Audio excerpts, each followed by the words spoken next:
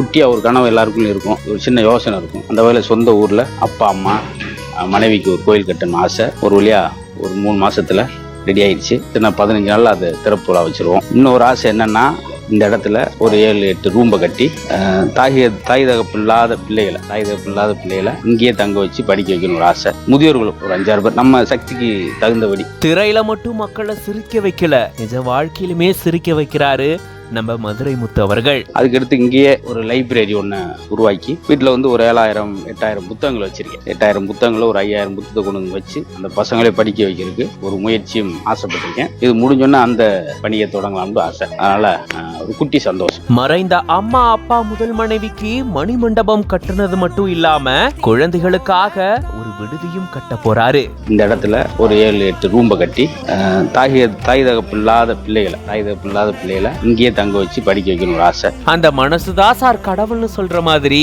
இவரு கடவுளாவே உருவெடுத்துட்டாரு அப்படின்னு சொல்லலாம்.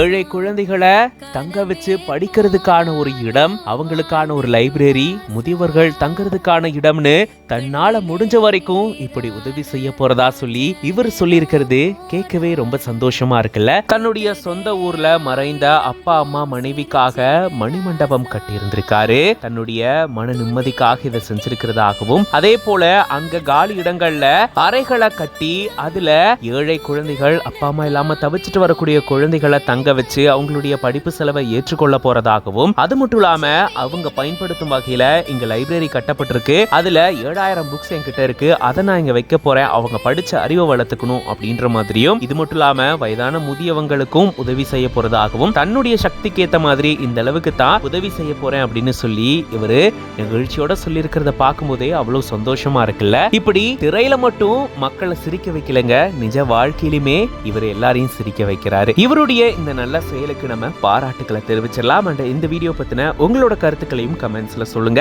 மேலும் இந்த மாதிரியான வீடியோஸ்க்கு பிஹைண்ட் ரூட்ஸ் பேஜை ஃபாலோ பண்ணிக்கோங்க.